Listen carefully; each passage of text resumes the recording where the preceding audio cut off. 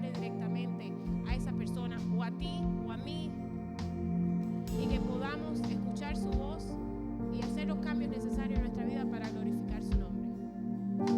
En esta mañana vamos a cantar una canción que dice: nada es imposible. Mi hermano, si tú en este momento estás aquí y piensas que tu vida está tan perdida que no hay nadie que te pueda salvar o cambiar, nada es imposible para nuestro Dios. La palabra dice que no hay nada ni difícil para Él. Así que en esta mañana yo te invito a que tú abras tu mente y tu corazón y que tú seas receptivo a lo que el Señor te quiere decir en esta mañana. Y si en esta mañana ya tú lo tienes en tu corazón, canta con gozo, escucha con gozo. Estás en este lugar, que puedas estar en este lugar con gozo, alabando su nombre, porque Él es el que merece toda la gloria y toda la honra. Oramos en esta mañana. Señor, te damos gracias por el privilegio de estar aquí. Te damos gracias porque tú nos has regalado, Señor, otro día más de vida y porque podemos estar aquí juntos, Señor, para poder alabarte a ti. Señor, te entregamos este culto, te entregamos esta alabanza.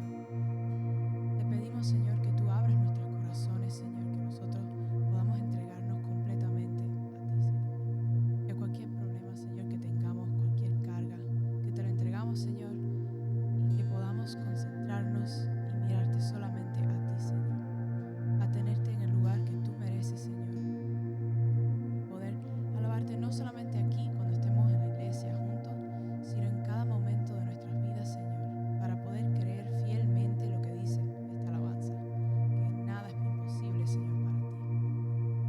Damos gracias una vez más por todo, Señor, por todas las bendiciones que tú nos has dado. En santo nombre de tu amado Hijo. Amén. Amén. Juntos cantamos en esta mañana: nada es imposible. Por ti todo lo puedo, todo es posible y la fuerza tú me das. Nada es imposible, por ti los ojos se abren, cadenas son rotas y yo viviré Y a una por voz fe. decimos: Nada es imposible.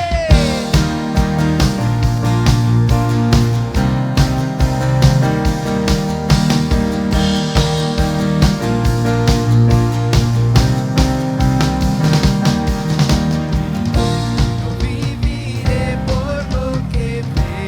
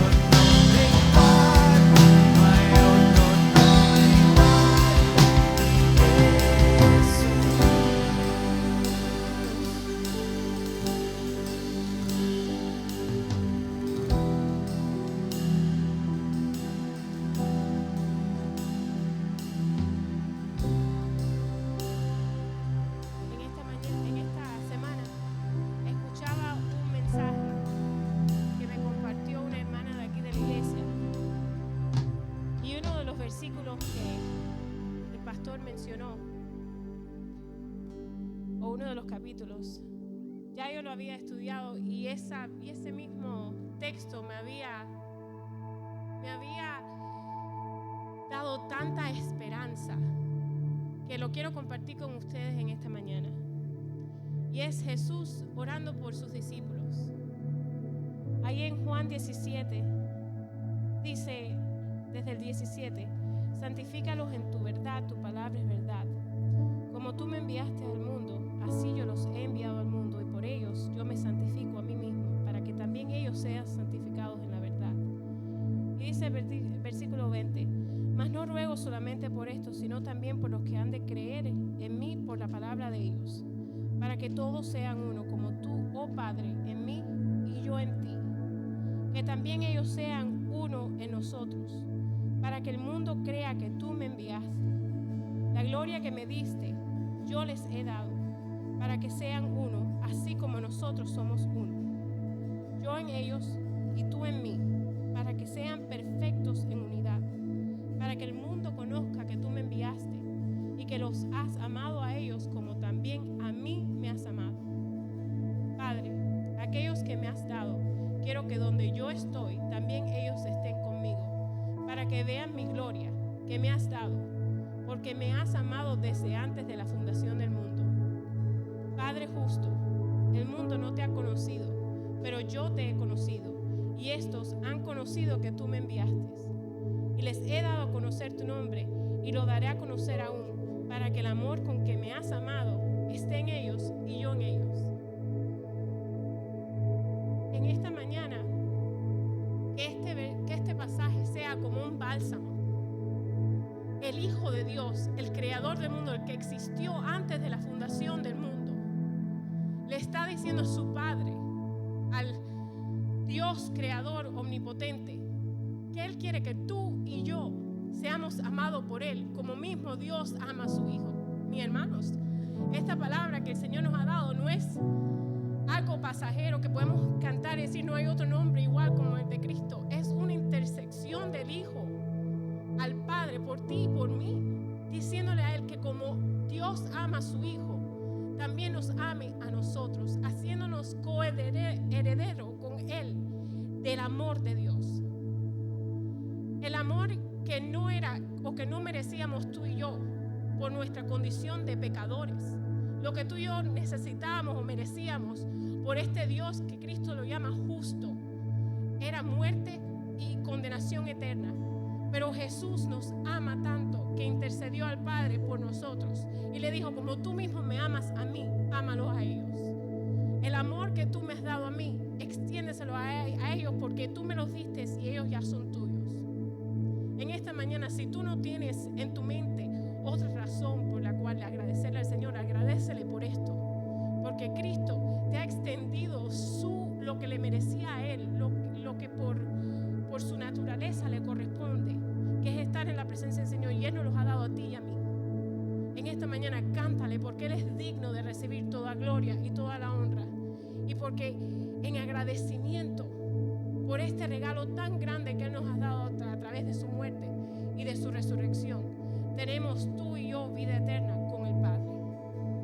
Cántale, agradécele y dile, no hay otro nombre en el que yo pueda ser salvo. No hay nadie más que merece toda la alabanza y toda la gloria de mis labios en esta mañana. Digno eres, Señor, de recibir toda cosa que salga de mi boca en gratitud en esta mañana. Gracias, Señor. Gracias por la cruz, oh Dios,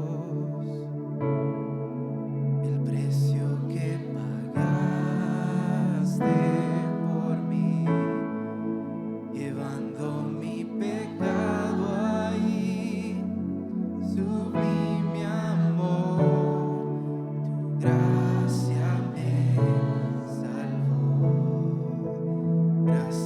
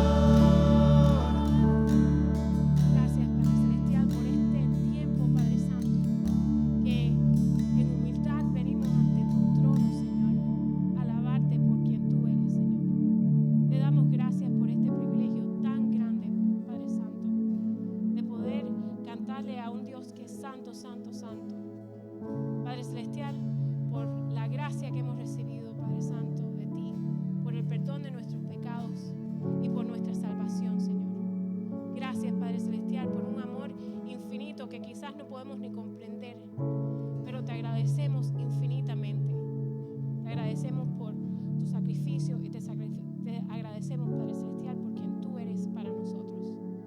Gracias, Padre Celestial. Bendice a cada hermano que está aquí en esta mañana. Bendice al predicador de esta mañana, Padre Celestial. Bendice a los niños en su clase, Dios mío santo, que ellos también puedan tener palabra tuya, Padre Celestial, y tomar una decisión por ti. Te agradecemos, Dios mío santo, este tiempo que podamos darte a ti un culto que sea de olor fragante a ti. En nombre de Cristo oramos. Amén. Pueden sentarse, mis hermanos. Buenos días, hermanos. Buenos días, buenos días, buenos días. Qué alegría es poder estar aquí hoy nuevamente en la casa del Señor, dispuestos a compartir su palabra en este momento,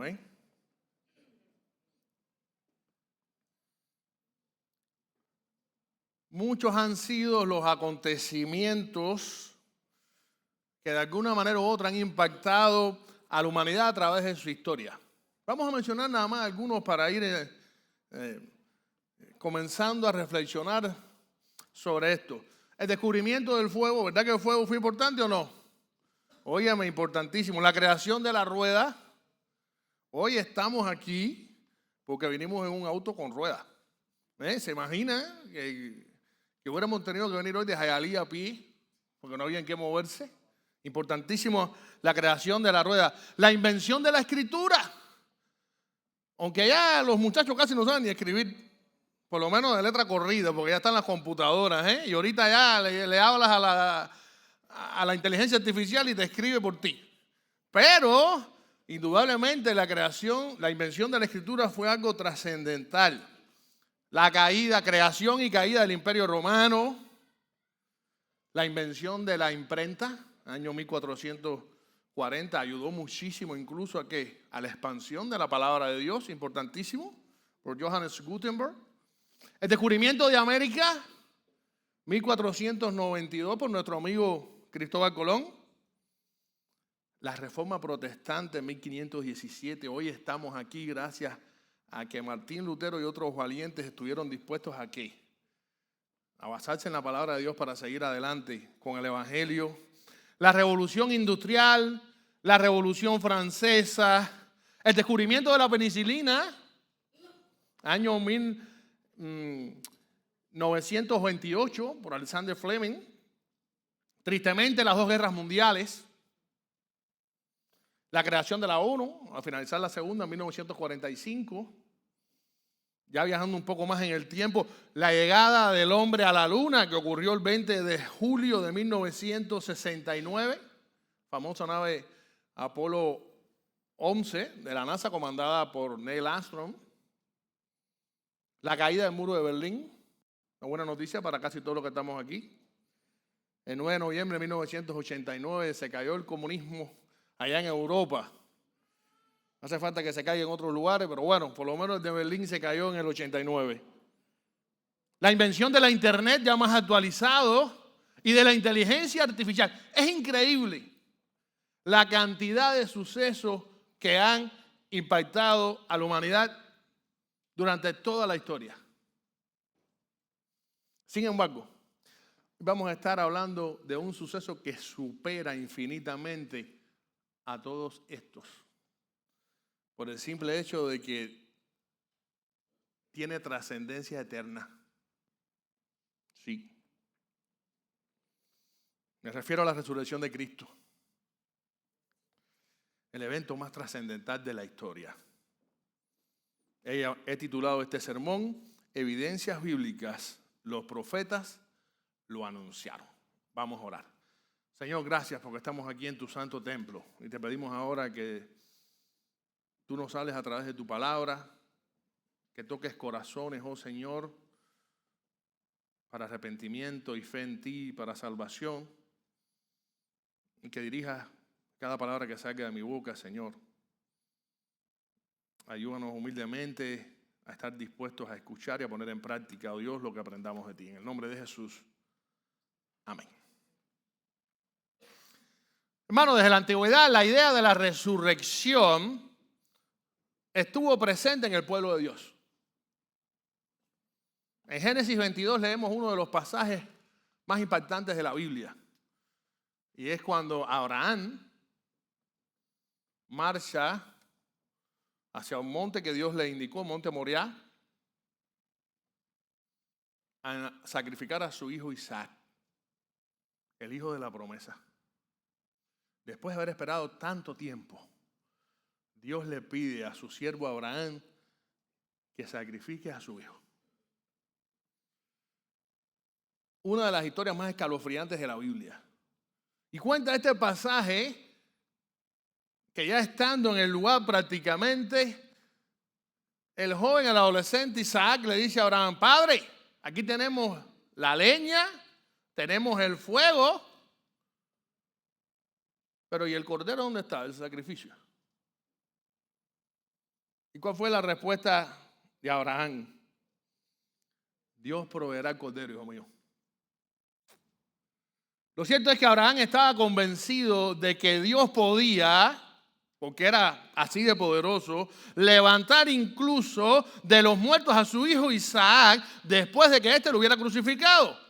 Y de hecho el autor de la epístola a los hebreos así nos lo deja saber. Hebreos 11, 17 al 19. Fue por la fe que Abraham ofreció a Isaac un sacrificio cuando Dios lo puso a prueba. Abraham, quien había recibido las promesas de Dios, estuvo dispuesto a sacrificar a su hijo único Isaac, aun cuando Dios le había dicho: Isaac es el hijo mediante el cual procederán tus descendientes. Abraham llegó a la conclusión de que si Isaac moría, Dios tenía el poder para volverlo a la vida, y en cierto sentido, Abraham recibió de vuelta a su hijo de entre los muertos. ¿Qué fe la de Abraham? Por eso se le conoce como el padre de la fe, no solo porque lo dejó todo, sino porque estuvo dispuesto a ¿qué? A darle a su único hijo, al hijo de la promesa, al Señor. Pero él estaba seguro que Dios podía incluso resucitar de los muertos a Isaac si él lo hubiera sacrificado. El segundo ejemplo que tenemos es el de Job. Pocas personas, para no decir que ninguna, en la Biblia y quizás en la historia sufrieron tanto como Job.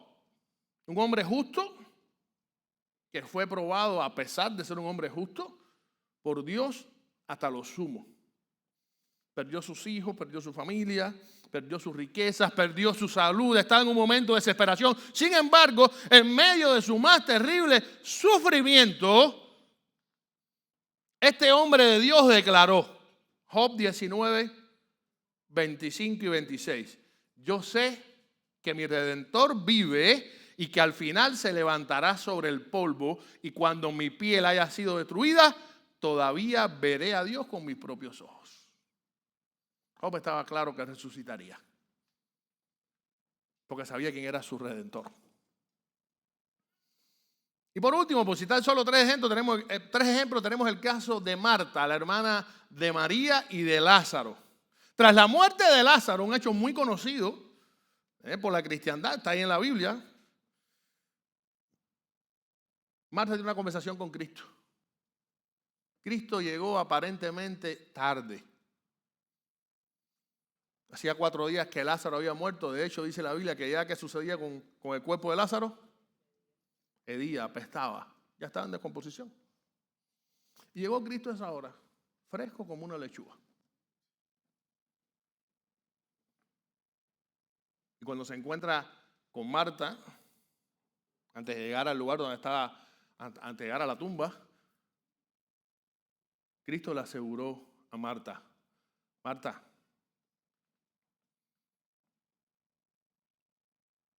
tu hermano Lázaro resucitará.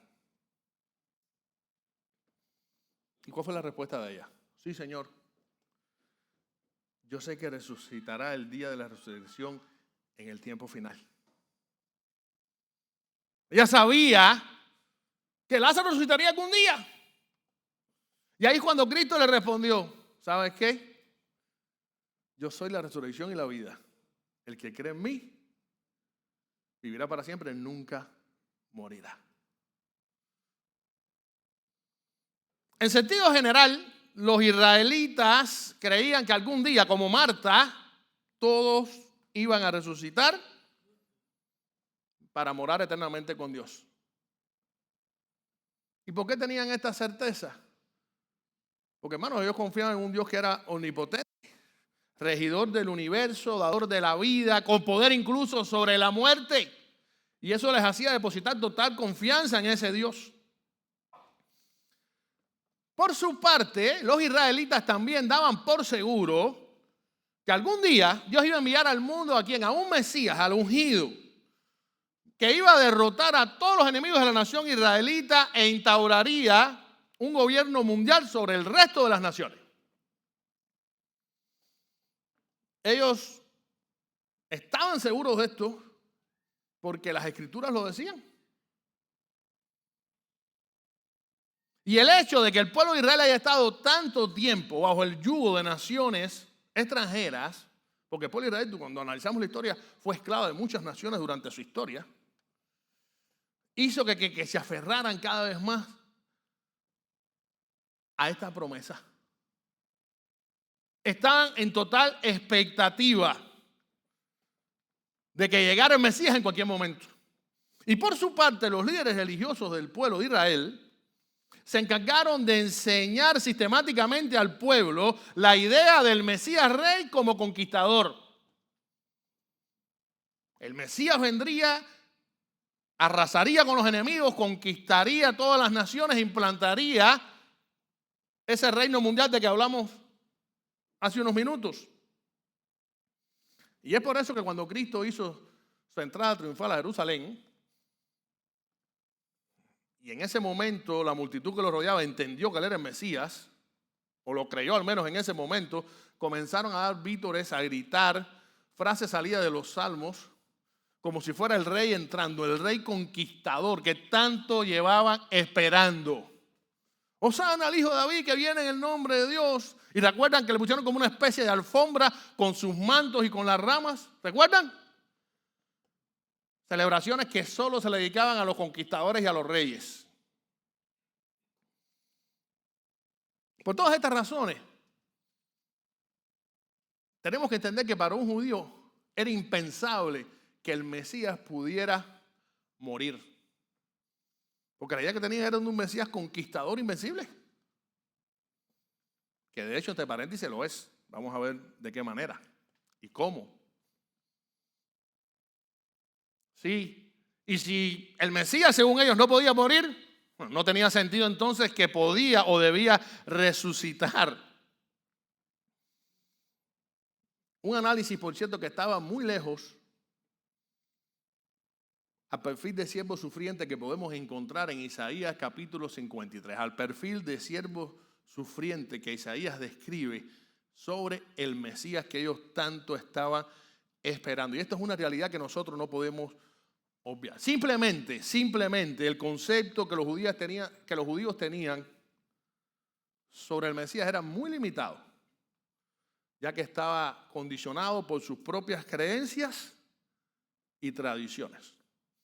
Ahora bien, existen más de 300 profecías en el Antiguo Testamento con respecto al Mesías, las cuales Jesús cumplió a cabalidad, y esto es sumamente interesante. Sin embargo, hoy vamos a estar analizando una en específico que hace alusión a la resurrección del Mesías, a la resurrección de Jesucristo. ¿Y por qué motivo vamos a hacer énfasis en esta? Muy sencillo, porque la resurrección de Cristo ocupa un lugar, ¿qué cosa? Primordial en la doctrina cristiana y en el mensaje cristiano.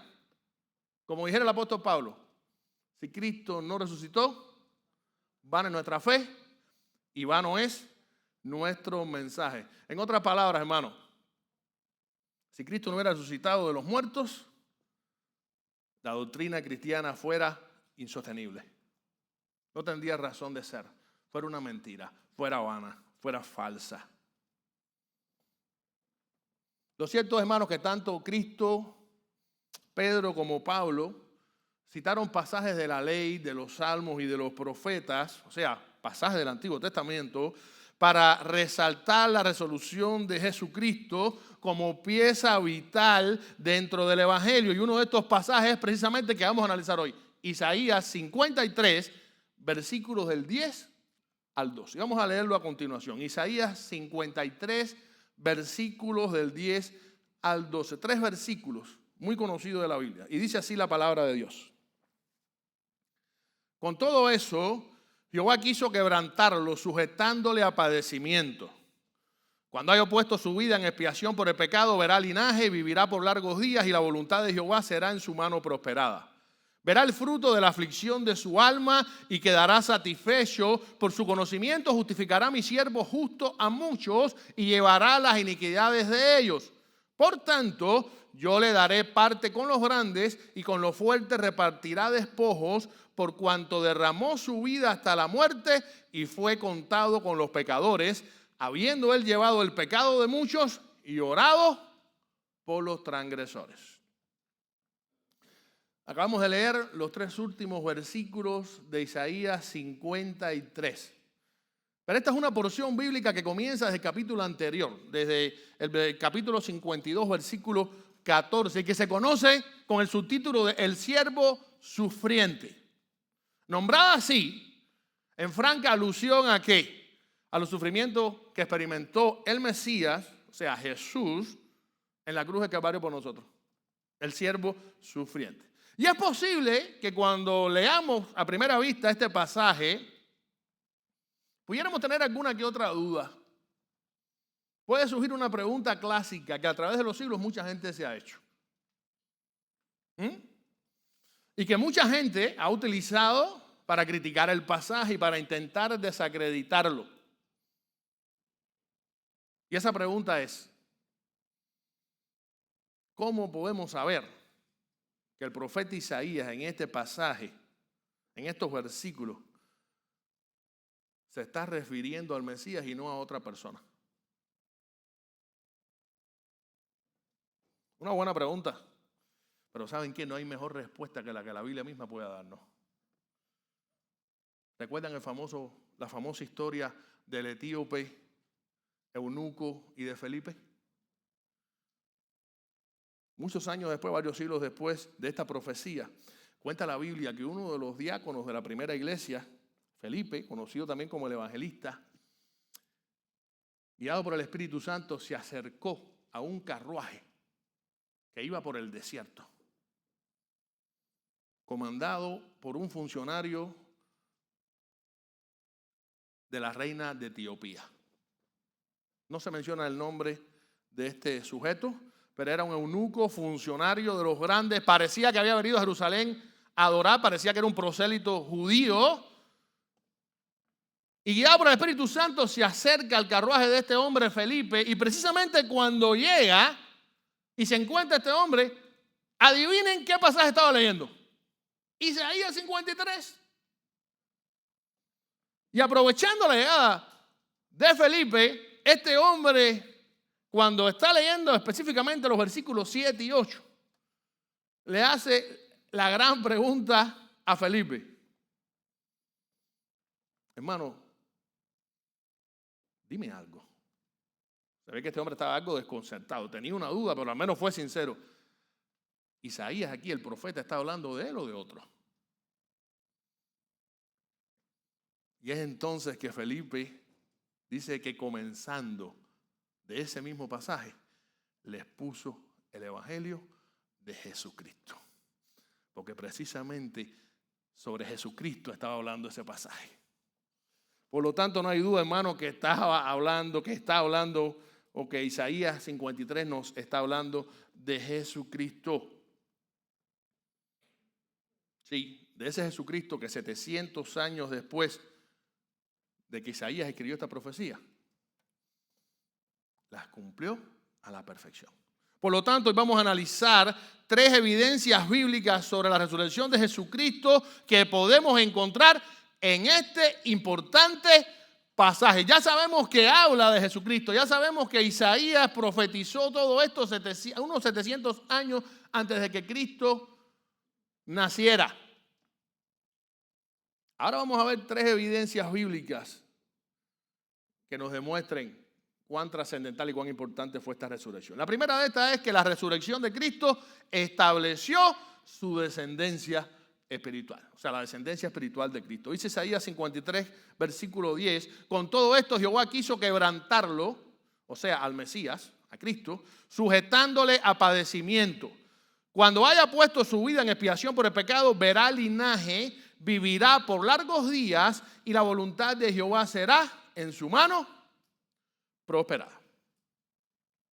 Hermano, cualquier ser humano promedio que eche un vistazo al proceso de enjuiciamiento que se le hizo a Jesús para ser condenado, saldría indignado a ver cómo se procedió aquí.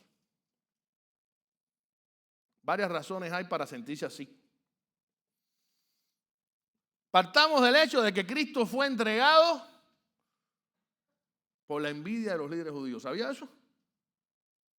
No podían resistir las enseñanzas, se veían desnudos delante de él, descubiertos. No podían con la sabiduría, el poder de su palabra. Empezaron a ver cómo la gente empezó a seguir a Cristo en vez de las doctrinas que ellos estaban enseñando. No soportaban que alguien pudiera ser más popular que ellos. Cristo comenzó a ser una piedra en el zapato para estos líderes. Y decidieron entonces, incluso saduceos y fariseos que no se hablaban, que eran acérrimos enemigos, se pusieron de acuerdo en ese momento para tratar de salir ¿de quién?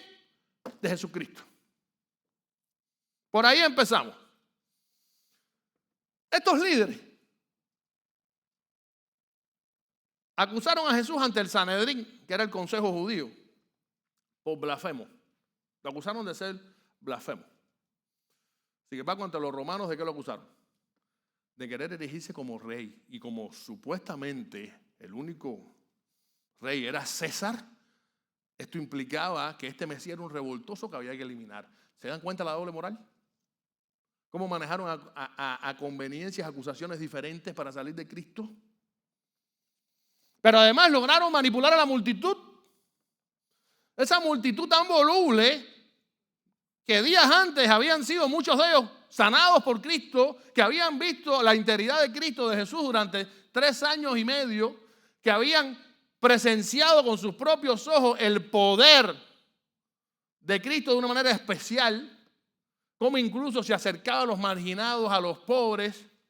Bueno, pues esa misma multitud fue manipulada por estos líderes, a tal punto que llegaron a pedirle a Poncio Pilato, el gobernador romano de la época, que liberaran a un bandido terrible como Judas y como Barrabás, para entonces crucificar a Cristo. ¿Qué les parece? Y ahí empezaron a incitarlos para que gritaron: crucifícale, crucifícale. Esto sin contar los azotes, los golpes, los escupitajos, las burlas que Cristo recibió de la multitud. Hermano, si hacemos un análisis desde una perspectiva humana, todas estas irregularidades malintencionadas en contra de Cristo propiciaron que Él fuera condenado injustamente. Usted va a leer, si usted entra al internet va a encontrar muchísimos abogados, tanto ateos como cristianos, que han tomado el caso de Jesucristo para analizarlo desde el punto de vista judicial, y todos, absolutamente todos, ¿saben a qué conclusión han llegado? Que Cristo era inocente. Vaya, yo lo sabía, ¿sabe? Pero tratando de buscar ahí, de ser lo más minucioso posible desde el punto de vista legal, no encontraron ni una sola razón para que Cristo pudiera haber sido justamente condenado. Sin embargo, Cristo fue condenado como el peor de los asesinos, en la peor de las muertes. Ahora bien, muy a pesar de todo esto, de toda esta injusticia que rodeó la muerte de Cristo, hermano, tenemos que tener algo claro. Para nada podemos olvidar que todo, absolutamente todo lo que le aconteció a Jesús formaba parte del plan redentor para la humanidad que Dios había trazado desde la eternidad. A Dios no se le fue absolutamente nada de control. Isaías precisamente nos lo recuerda en estos versículos que vamos a leer, cuando escribió: con todo esto Jehová quiso quebrantarlo, sujetándole a padecimiento. Fue por la voluntad de Dios que Cristo murió. Jesús no fue víctima de las circunstancias, ni estuvo a la merced de los judíos ni de los romanos. Él simplemente asumió su rol dentro del plan divino, porque ambos, Dios Padre y Dios Hijo, trabajaron de mutuo acuerdo en la cruz con el objetivo de ¿qué? De reconciliar al mundo con Dios a través de la muerte de Jesucristo, tal como Pablo nos deja saber en 2 Corintios 5:19, cuando escribió: en Cristo Dios estaba reconciliando al mundo consigo mismo, no tomándole en cuenta sus pecados, los pecados del mundo. Sí, este era un plan. Por muy duro que luciera, tanto el Padre como el Hijo estaban puestos de acuerdo para rescatar a la humanidad que estaba perdida. No fueron los judíos ni los romanos. Los judíos y los romanos fueron simples instrumentos en la mano de Dios para que el plan divino se cumpliera. Y esto es una realidad que los creyentes tenemos que tener en nuestras vidas siempre, hermanos. Nosotros no estamos a merced de las circunstancias de la vida. Aun cuando pasemos por el valle de muerte y de aflicción. Aun cuando experimentemos los momentos más difíciles de nuestra vida, Dios está en total control de absolutamente todo. Y eso nos da una tranquilidad tremenda, nos da una paz tremenda aún en medio de la tormenta. Por supuesto, esto no quiere decir que Dios se agradó del sufrimiento de Cristo, no. Dios no es un Dios maquiavélico. ¿Qué padre va a querer ver a su hijo sufrir? Y más un padre perfecto y bueno como Dios. Simplemente, Dios se agradó por la obra reconciliadora que Cristo hizo en la cruz del Calvario.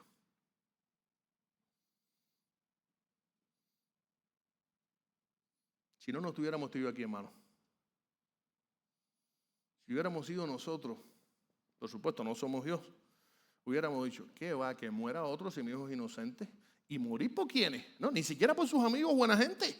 Morir por los delincuentes, los sinvergüenzas, los bandoleros, los asesinos. Esto no tiene sentido. No tiene sentido para ti, para mí, pero Dios sí. Para Dios tiene todo el sentido del mundo. Porque Dios quiere la salvación de la humanidad. Porque Dios quiere lo mejor para este mundo. Es bueno destacar que la muerte de Cristo no fue un ejemplo moral para la humanidad, sino una ofrenda por cada uno de nuestros pecados. Tenemos que entender esto.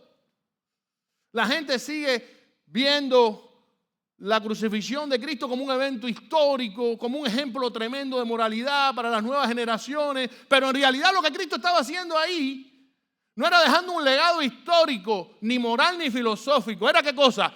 Pagando los pecados tuyos y míos en la cruz del Calvario. Pagando la deuda que tú y yo no podemos pagar, porque no tenemos cómo. Esto significa que Cristo murió en la cruz por nosotros, en lugar nuestro, que recibió el castigo que tú y yo merecíamos y que pagó el precio que tú y yo debíamos pagar. Y tengamos algo bien claro.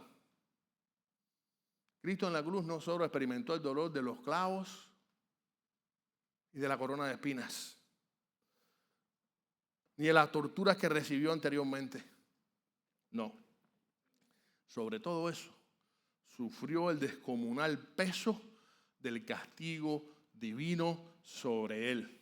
Él sufrió en carne propia los embates del sufrimiento y la agonía del mismísimo infierno. En otras palabras, la agonía que están sufriendo, que van a sufrir y que han sufrido por la eternidad todos aquellos que han estado en contra de Cristo, en contra de Dios, que no han asentado, que han estado en rebeldía y no se han arrepentido de sus pecados, Cristo la sufrió en carne propia en la cruz del Calvario.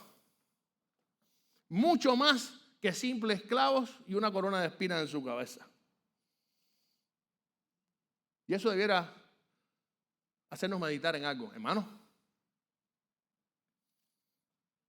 En realidad hemos comprendido la magnitud del sacrificio de Cristo por nosotros.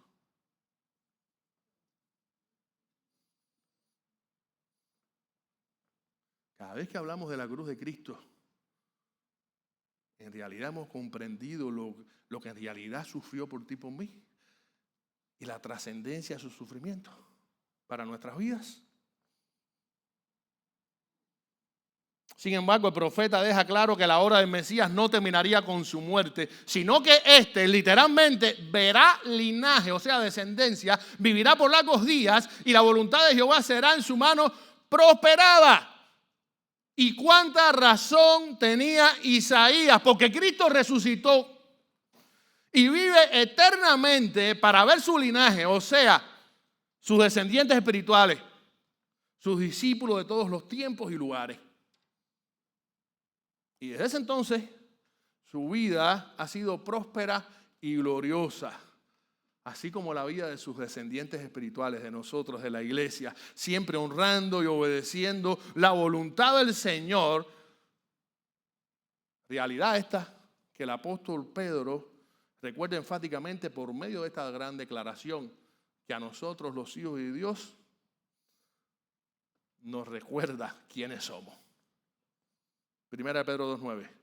Pero ustedes son linaje escogido, real sacerdocio, nación santa, pueblo adquirido por Dios a través del sacrificio de Cristo, para que anuncien los hechos maravillosos de aquel que los llamó de las tinieblas a su luz admirable.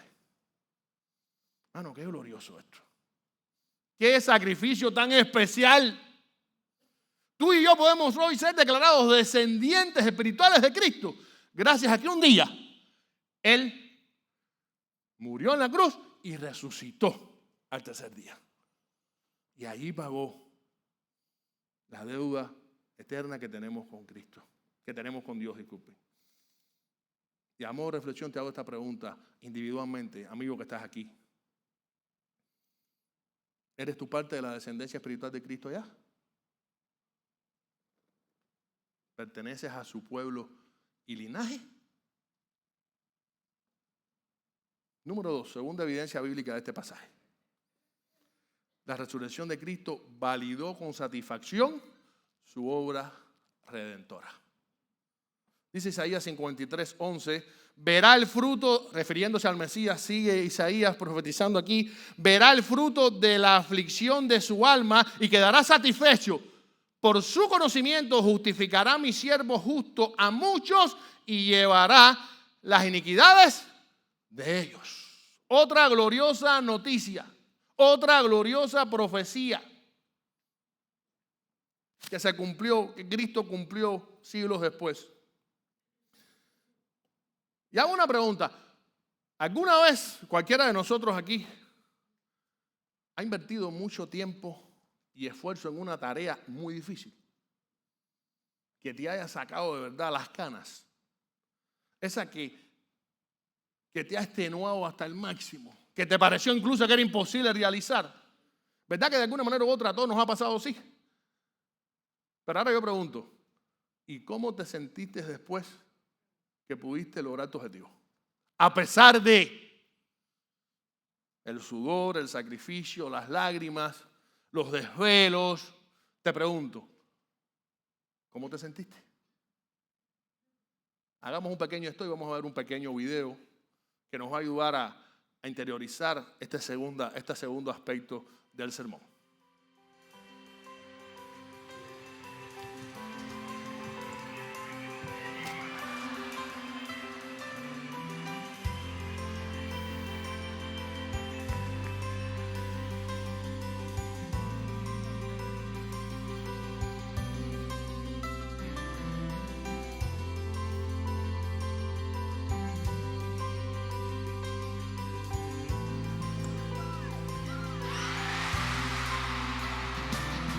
¿Se dan cuenta que queda en un solo pie?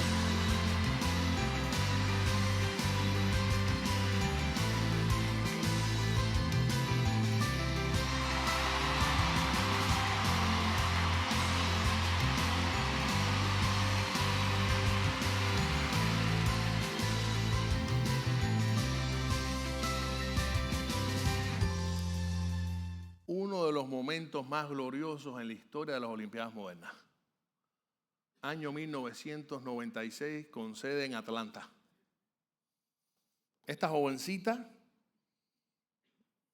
pertenecía al equipo de gimnasia artística de la selección estadounidense. Se llama Kerri Strug. Y ustedes dieron 2 saltos de ella. En el primero sufrió una gravísima lesión, un esguince terrible.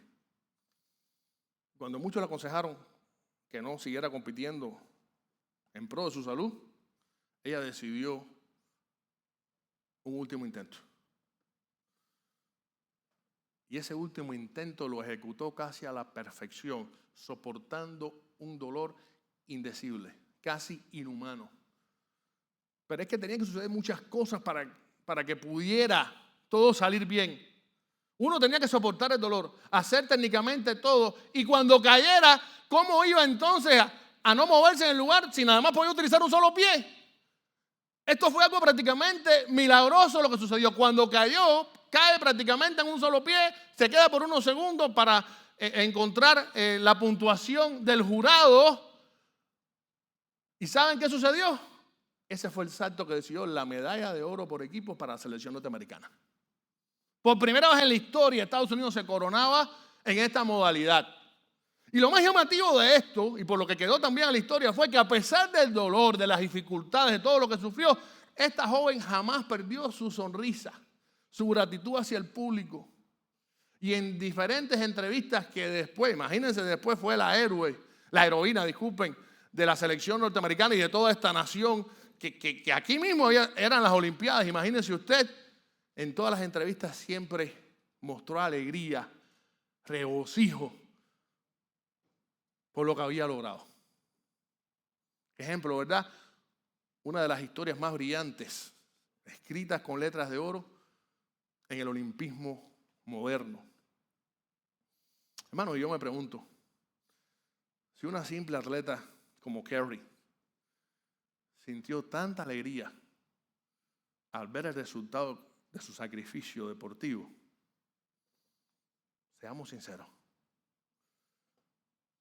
¿cómo se habrá sentido Jesucristo después de haber resucitado? A pesar de todo el sacrificio, de todo el sufrimiento que experimentó por nosotros. Y eso precisamente es la idea que Isaías nos comparte en este segundo versículo.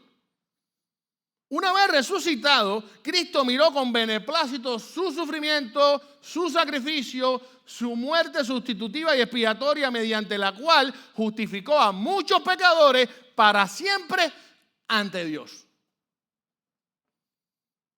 Es como si el autor de este pasaje nos insinuara que Jesús, tras su resurrección, lejos de recordar con dolor y rechazo todo el padecimiento que sufrió por nuestros pecados, haya expresado con orgullo, satisfacción y alegría: bien valió la pena, lo haría de nuevo. Hermano, qué valentía la de Cristo. Cuánto amor mostrado hacia nosotros en la cruz. Él pudo haberse rendido. Él no tenía necesidad de haber venido a esta tierra, hermano. El hecho nada más de que Cristo se haya hecho, de que Dios se haya hecho hombre y haya venido a esta tierra, ya es la mayor de las humillaciones, porque es Dios. Aún sin morir en la cruz, pero aún así vino a morir por nuestros pecados. Y esta indudablemente es una actitud inspiradora para nosotros, digna de imitar por cada uno de nosotros los creyentes, tal como lo sugiere el escritor de la epístola a los Hebreos. Dice Hebreos 12:2, fijemos la mirada en Jesús. Otra versión dice, puesto los ojos en Cristo, el iniciador y perfeccionador de nuestra fe, quien por el gozo que le esperaba soportó la cruz, menospreciando la vergüenza que ella significaba, y ahora está sentado a la derecha del trono de Dios. Lo cierto es, hermano, que Jesús, el Hijo de Dios, aquel que nunca pecó, que era perfecto, puro, recibió sobre sí el castigo que nosotros los humanos debimos haber recibido por nuestro pecado, porque nosotros sí somos pecadores y muy pecadores. Esto es inconcebible para nosotros, pero no para Dios, no para la justicia de Dios, no para su gracia. Dice 2 Corintios 5:21, al que no cometió pecado alguno, por nosotros Dios lo trató como pecador para que en él recibiéramos la justicia de Dios. Sí, hermano. Hoy los hijos de Dios, los verdaderos creyentes, somos declarados justos ante Dios gracias a la muerte y resurrección de Jesucristo. No había otra manera. No había otra manera. No hay otra manera. Sin embargo, es bueno aclarar algo. Esto no quiere decir que tras la muerte de Jesucristo todos los hombres fueron declarados justos delante de Dios. ¿Estamos claros ahí? Wow, porque de pronto usted lee esto a primera vista y dice, ay, qué bueno, Cristo murió por mí, de lo que me salvé. Y de pronto aprovecho y me seco, ay, de lo que me salvé. De lo que me libré. Ay, qué bueno fue Cristo. Y como hay personas que chiquean a Dios y todo, gracias Diosito. Un día una persona se acercó a mí. Yo era pastor de jóvenes cuando aquello. Me dijo, pastor, quiero confesarle algo. Tengo un testimonio que dar. Qué bueno es Diosito conmigo. Pero él lo decía como para que yo avalara que él era un mimado de Dios, ¿no? Qué bueno es Diosito conmigo. Yo le doy tantas gracias a Dios. Porque mira que yo traiciono a mi esposa. Mira que yo hago cosas malas. Y Dios es tan bueno conmigo. Yo me siento tan bien. Yo me siento un afortunado pastor. Gracias, Diosito. Dígole yo, hermanito, ese Diosito te tiene engañadito. Porque ese no es el Dios de la Biblia. Ese no es el Dios de la Biblia que tú me estás diciendo. Ni es un Diosito chiquitico, ni mucho menos tolera el pecado que tú estás cometiendo. Tú necesitas tener un encuentro con el verdadero Dios. Sí, hermano, porque déjeme decirle algo. De ninguna manera la muerte y resurrección de Cristo propician que todos los hombres sean justificados ante Dios. No.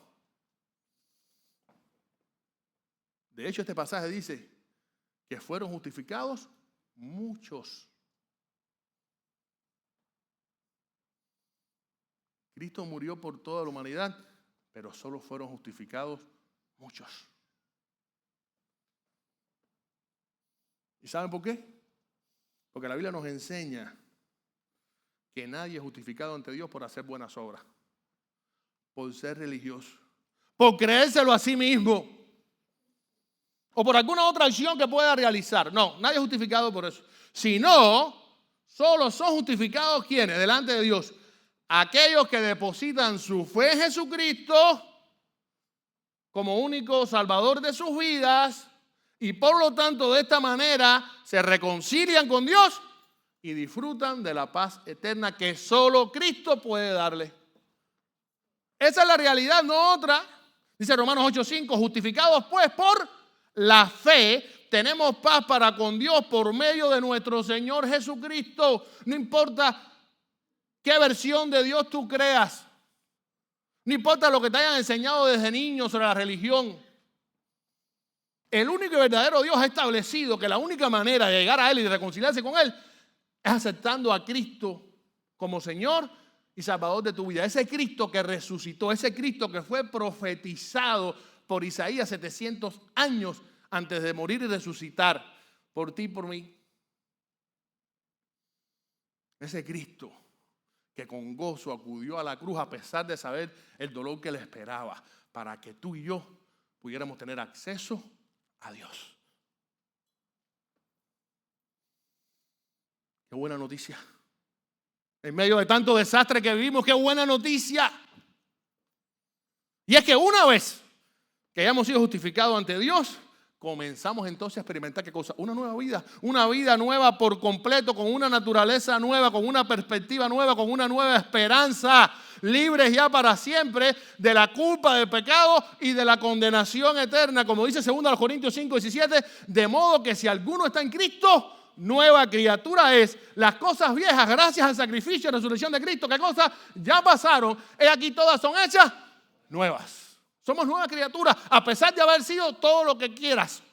el mayor de los asesinos, un asesino en serie, un violador de menores, cosas terribles que uno dice, ¿cómo? ¡Ey, cuidado! La más pequeña de nuestras mentiras nos aleja para siempre de Dios, porque Dios es santo, santo y santo. No somos mejores que nadie. De hecho, todos nacemos muertos en nuestros delitos y pecados.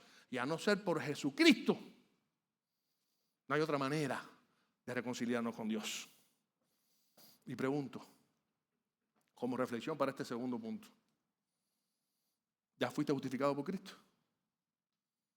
No, que si tú crees que has sido justificado, te pregunto, ¿tienes la certeza de que ya has sido declarado justo delante de Dios a través de Jesucristo? ¿Ya te has librado para siempre de la culpa, del pecado y del infierno? Recuerda, solo podrás lograrlo a través de Jesucristo. Y por último, tercer punto de este sermón, tercera evidencia bíblica de la resurrección de Cristo. La resurrección de Cristo ha sido la victoria espiritual más grande jamás conquistada. Póngale cuño, tampoco lo digo yo, porque lo dice la palabra de Dios. Dice Isaías 53:12, por tanto, yo le daré parte con los grandes, sigue refiriéndose el pasaje aquí al Mesías, y con los fuertes repartirá despojos, por cuanto derramó su vida hasta la muerte y fue contado con los pecadores, habiendo él llevado el pecado de muchos y orado por los transgresores. Bueno, en la antigüedad había una costumbre que después de terminar una batalla, los vencedores, ¿qué hacían? Recogían su botín de guerra. Todo lo que había pertenecido a los vencidos, ellos lo ocupaban. Bienes, objetos, pertenencias, incluso esclavos, personas, animales. Y estos despojos o botines de guerra eran considerados como un derecho exclusivo de los vencedores. Quienes hacían esto distribuían entonces todo este botín entre ¿quiénes? Entre los soldados que participaron en la batalla como una manera de premiar su valentía y su esfuerzo. De hecho, en el contexto bíblico podemos encontrar cómo en Israel se practicaba se llevaba a cabo esta práctica. En 1 Samuel 30, por poner solo un ejemplo, vemos cómo David, después de derrotar a los amalecitas, uno de los tantos pueblos enemigos de Dios en aquel momento, dice la Biblia que recogió el botín y lo compartió con sus soldados e incluso con aquellos que se quedaron a la retaguardia en el campamento. Y a partir de ese día se instauró legalmente para la nación israelita que los botines de guerra debían compartirse con todos. Porque, ¿saben? En medio de esta, abriendo un paréntesis, en medio de esta repartición hubo algunos soldados que empezaron a decirle a David, unos pocos revoltosos, siempre hay protestones en todos los grupos. Ven acá, ¿y por qué esta gente que se quedó y no disparó ni una flechita? Dice que frescos, se quedaron frescos en la retaguardia del campamento, no arriesgaron su vida ni nada, y ahora repartir el botín con ellos. Pues no estamos de acuerdo con eso. ¿Y David qué dijo? Hey, muchachos, esto no es un sindicato, ¿saben? No, David no dijo eso lo digo yo. Pero la idea que David quiso transmitir es, hey, no. Para todos. Ellos también cumplieron su objetivo. Sí, porque esto de repartir el botín de guerra, los despojos, era algo muy común.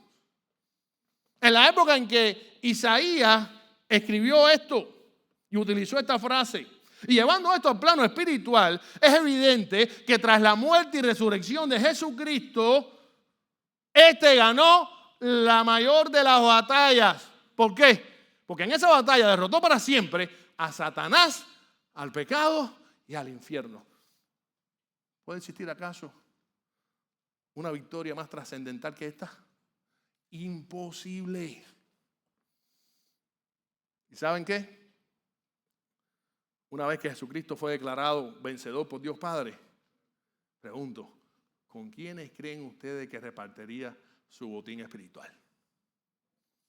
¿Con quién? ¿Con quién compartiría su gloria? ¿Con quién compartiría sus bendiciones? ¿Con quién compartiría la vida eterna que conquistó a través de su muerte y resurrección? Sencillo, con nosotros, con su descendencia espiritual. con sus discípulos, con aquellos que siendo insignificantes se hicieron grandes al seguirle. Sí, porque somos insignificantes ante conocer a Cristo, pero logramos ser grandes cuando seguimos a Cristo. Con aquellos que siendo débiles se hicieron fuertes al depositar su fe en Él. Sin Cristo no somos nada, somos débiles, somos vulnerables, pero en Cristo ¿quiénes somos? Más que vencedores. Así de sencillo. ¿Con quién compartiría Cristo todo esto? Su botín de guerra espiritual. Con su ejército de soldados valientes. Con nosotros, su iglesia, los creyentes, con su descendencia espiritual. Dice Romanos 8, 16, 17. El Espíritu mismo, hablando del Espíritu Santo, asegura a nuestro espíritu que somos hijos de Dios. Y si somos hijos, somos herederos, herederos de Dios y coherederos con Cristo, pues si ahora sufrimos con Él, también tendremos parte con Él en su gloria. Cristo no es un Dios egoísta. De hecho, vino precisamente a compartir su victoria con nosotros, con aquellos que le sigan, con aquellos que le sirvan, con aquellos que depositen su fe en Él para salvación. Hermano, así de inmensa, de magnífica y de insuperable fue esta gran victoria de Cristo. Una victoria infinitamente gloriosa por algo esencial, por un detalle específico, espectacular. Una victoria que fue gestada desde las mismas entrañas del enemigo. Sí, porque siendo Cristo Dios, santo y puro, vino a este mundo contaminado de pecado para vivir entre pecadores y morir entre pecadores con el único objetivo de salvar a los pecadores. Cristo vino a meterse en la misma boca del lobo, del león, como usted quiera verlo. Ahí se infiltró dentro de sus enemigos espirituales, porque todos nosotros los pecadores, todos los seres humanos de todas las épocas, somos declarados enemigos de Dios, hermanos, hasta que no somos reconciliados a través de Cristo. Y Cristo vino a hacer su obra dentro de sus propios enemigos. Y fue precisamente por nosotros los pecadores que derramó hasta su última gota de sangre, logrando así consumar su misión, como bien dice literalmente el pasaje, de llevar el pecado de muchos. Hermano, la misericordia de Cristo y su amor fue tan grande por nosotros los pecadores que aún cuando estaba agonizando en la cruz, ¿cuáles fueron sus palabras hacia aquellos que se burlaban de él y que estaban aprobando su muerte? Padre, perdónalos porque no saben lo que hacen. Como bien profetizó Isaías, el siervo sufriente, el Mesías enviado de Dios, oró por los transgresores ahí en la cruz. Pero esto no acaba aquí. No conformándose con todo esto, hoy Cristo ejerce su oficio de sumo sacerdote en el cielo a la diestra de Dios Padre, intercediendo por nosotros los creyentes. Cristo no está cruzado de brazos. Él no nos salvó y ya nos ha dejado al azar para que vivamos.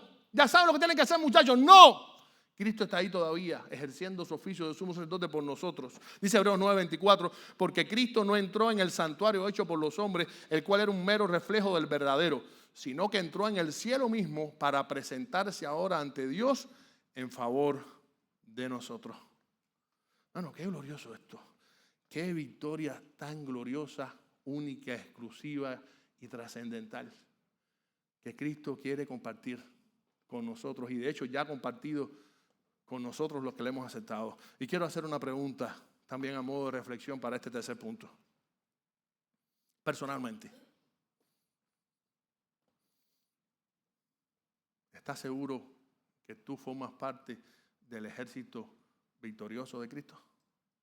¿Eres tú un soldado de Jesucristo?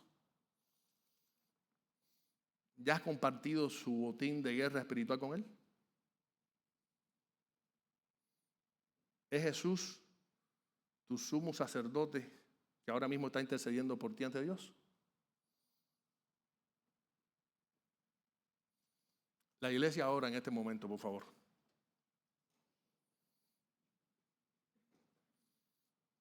Ahora voy a dirigir unas palabras a ti, amigo y amiga que nos estás visitando hoy. Te pregunto, ¿crees que estás aquí hoy por casualidad?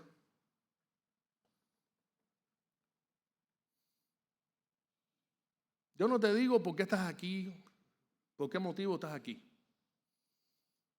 Quizás vienes regularmente los domingos a la iglesia, quizás te invitó un amigo, quizás estás aquí por curiosidad.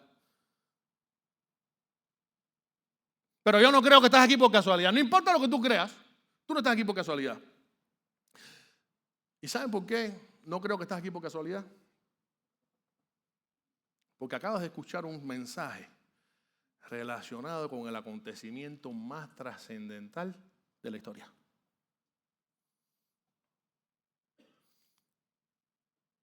Un acontecimiento que fue profetizado por Isaías unos 700 años antes de suceder. Un acontecimiento que puede solucionar tu gran problema. Escúchame bien, amigo o amiga que estás aquí. Este acontecimiento del que hemos hablado puede solucionar tu gran problema y cambiar tu vida para siempre. De manera radical. Y ese acontecimiento es la resurrección de Cristo. Una resurrección que te da la oportunidad de formar parte de la descendencia espiritual de Cristo, de ser considerado parte de su linaje.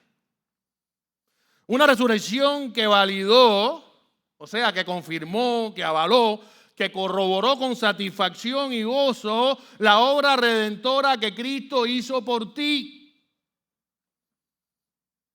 Una resurrección que ha sido la victoria espiritual más grande jamás conquistada.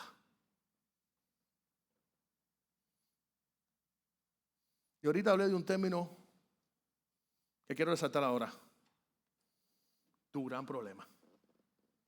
Sí, todos los seres humanos tenemos un gran problema. Quizás tú creas que tu gran problema es esa enfermedad que ahora mismo te está quejando. Una enfermedad que quizás tiene pronósticos reservados, según la medicina.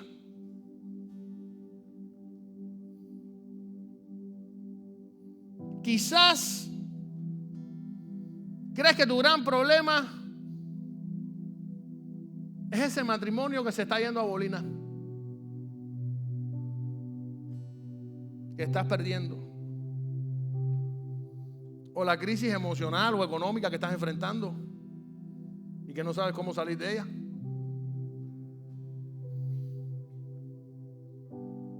Pero querido amigo o amiga que estás aquí escuchando esto, déjame decirte algo desde lo más profundo de mi corazón. Ninguna de esas aflicciones son tu gran problema. Esas aflicciones son solo los síntomas de tu gran problema. Porque ¿sabes qué? Tu gran problema es el pecado. El pecado. La Biblia dice que todos los hombres somos pecadores. Que el pecado nos separa irremediablemente de Dios. Y que el castigo por esos pecados que todos cometemos y de los que todos somos portadores y hacedores es el infierno.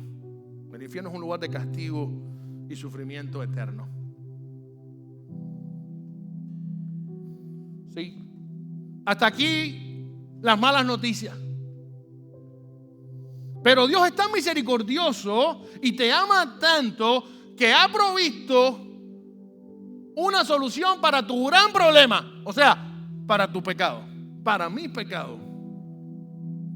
Y esa solución es Jesucristo, su Hijo amado, quien hace más de 20 siglos vino a esta tierra, murió por ti en una cruz y resucitó al tercer día para darte la oportunidad de que puedas ser liberado de tus pecados, del castigo eterno y más aún que puedas disfrutar de la vida eterna. Bueno, Cristo murió y resucitó por ti. Solo necesitas reconocer que eres pecador arrepentirte sinceramente de tu pecado y depositar tu fe en Él como único, exclusivo Señor y Salvador. Nadie puede hacer lo que Cristo ya hizo por ti. Nadie puede darte lo que Cristo te está ofreciendo. Nadie jamás ni remotamente te amará como Cristo te ama. Ya Él murió por ti e hizo lo que tú no podías hacer: tender un puente entre tú y Dios. Ahora en tus manos está aceptar o rechazar este sacrificio. Él quiere que vengas a Él. No importa el problema que tengas. Eso incluso es secundario. Porque sin saberlo quizás estás yendo camino a la perdición eterna. Un día todos partiremos de este mundo y solo hay dos destinos eternos. Y Cristo te está previendo esto, te está alertando. No sigas por aquí, no sigas guiándote por el pecado. Yo morí por ti, resucitó al tercer día como Isaías lo profetizó. Y estoy dispuesto a perdonarte si aceptas mi sacrificio. Quizás esto te parece un poco complicado, quizás es una nueva información o noticia para ti, pero créeme, es real. Y si aceptas a Cristo hoy, podrás entonces vivir la seguridad de salvación y vida eterna, que ya lo que hemos hecho, lo que lo hemos aceptado, ya tenemos y estamos disfrutando. Por eso estoy haciendo este llamado para ti, amigo y amiga que estás aquí. No estoy apelando a un emocionalismo, no, a la palabra de Dios, a las evidencias que hemos expuesto hoy sobre la resurrección de Cristo, como el evento más trascendental de la historia que puede transformar tu vida para la eternidad.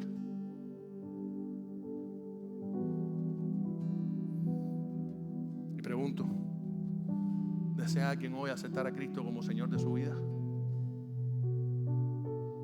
Si deseas hacerlo, simplemente levanta tu mano mientras la iglesia ora. ¿Alguien desea aceptar a Cristo? Y Dios te bendiga, hija, Dios te bendiga. ¿Alguien más desea aceptar a Cristo hoy? No quiero forzar a nadie. No es que estoy insistiendo para que ustedes queden bien con el pastor ni con la iglesia. No, es tu eternidad la que está en juego. Y hoy te estamos alertando con todo el amor del mundo, exponiendo una realidad que quizás desconoces. ¿Alguien más desea entregar su vida a Cristo hoy?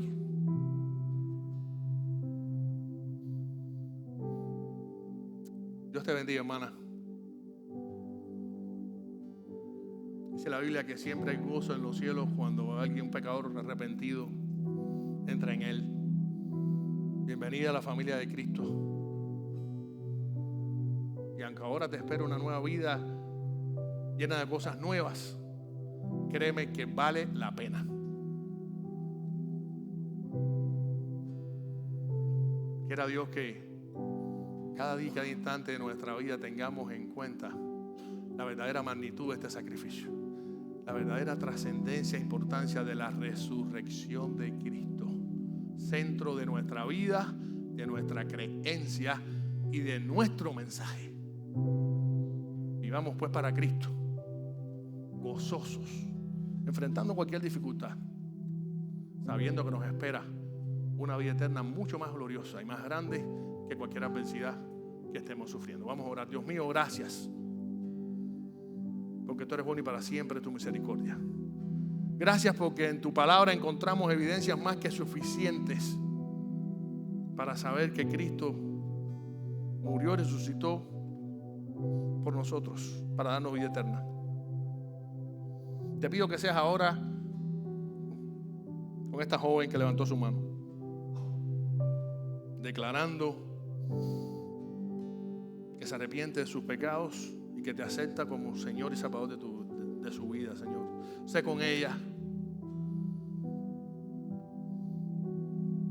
Bendícela.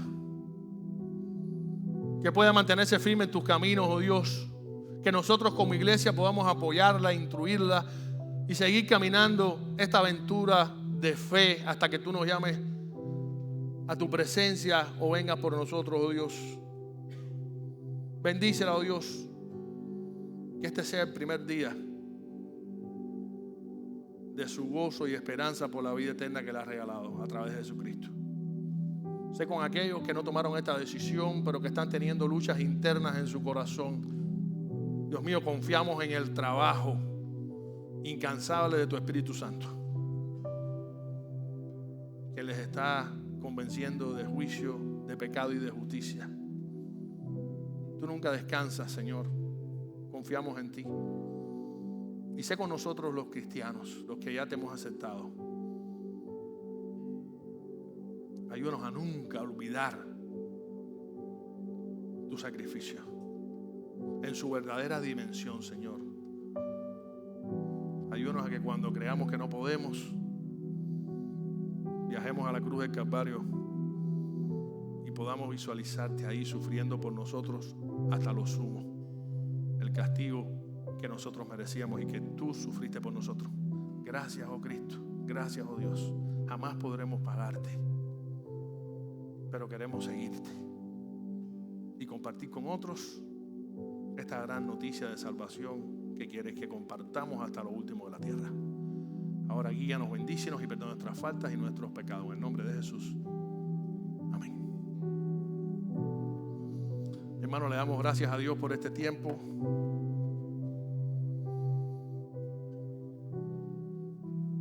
Como primer domingo de mes, acostumbramos a celebrar siempre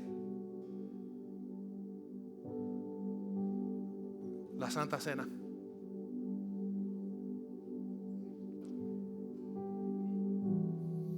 Quiero leer primero a los Corintios, capítulo 11, versículos del 27 al 29.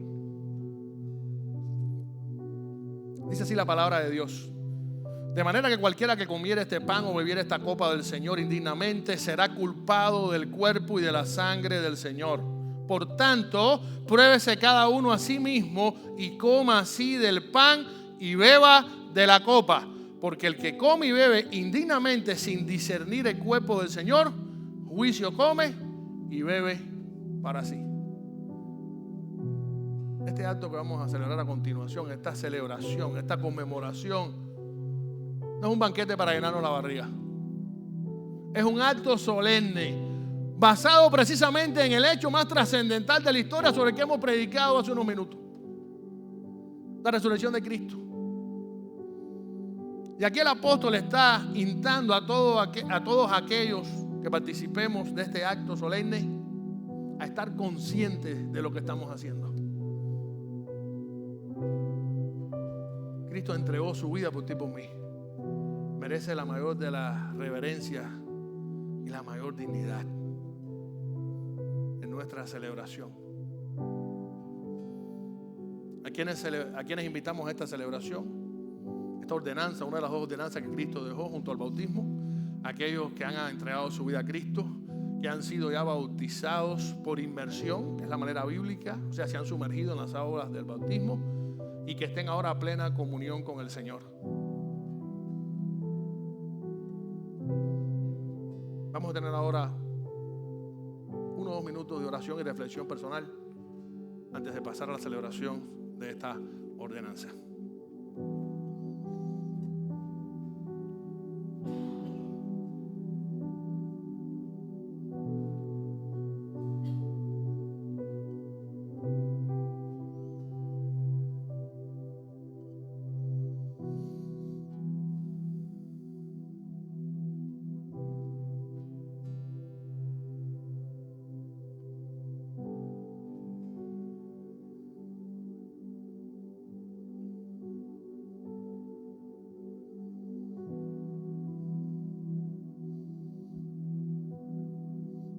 Señor, gracias, porque siendo nosotros unos miserables pecadores, te dignaste a venir a este mundo y rescatarnos de la muerte, del pecado y del infierno a través de tu Hijo Jesucristo. Gracias, Cristo, por tu sacrificio en la cruz del Calvario.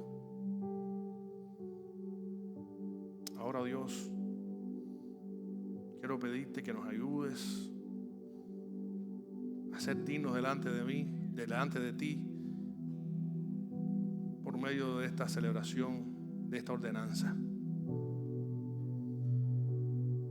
Guíanos y bendícenos siempre de todas nuestras faltas y nuestros pecados. En el nombre de Jesús. Amén.